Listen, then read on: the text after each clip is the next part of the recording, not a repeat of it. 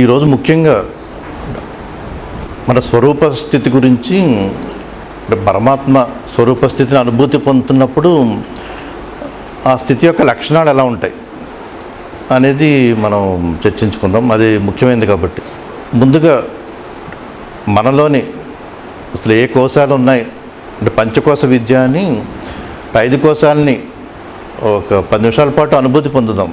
అంటే మనలోనే ఉన్న కోశాలు అనుభూతి పొందితే ఒకదాని తర్వాత ఒకటి వెళ్తూ అనుభూతి పొందితే మన స్వరూప స్థితిని మనం అనుభూతి పొందుతాం.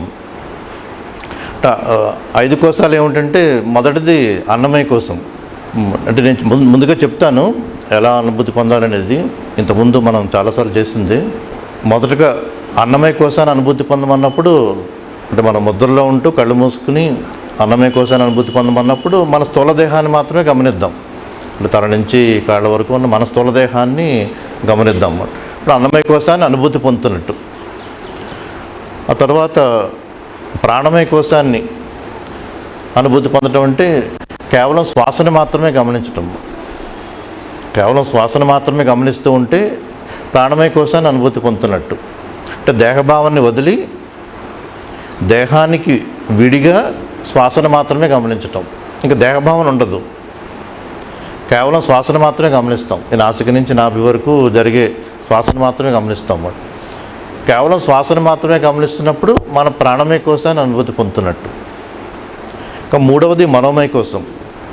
అంటే 2 కనుబొమ్మల మధ్యన ఆజ్ఞాచక్రంపై మనసు కేంద్రీకరించి మనసు ఆలోచనల్ని శూన్యం చేసుకోవటం, మనసులో ఏ ఆలోచనలు లేని స్థితికి వెళ్ళటం, అది మనోమయ కోశాన్ని అనుభూతి పొందటం. 4వది విజ్ఞానమయ కోసం. 5వది ఆనందమయ కోసం.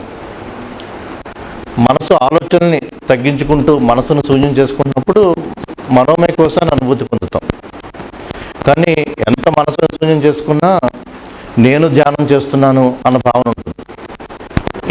ఈ జ్ఞానం అనేది అహాన్ని ఉంచుతుంది. నేను ధ్యానం చేస్తున్నాను అన్న భావన ఉంటుంది. ఆ నేను అన్న భావనను కూడా వదిలేస్తే విజ్ఞానమయ కోశాన్ని దాటి ఆనందమయ కోశాన్ని అనుభూతి పొందుతాం.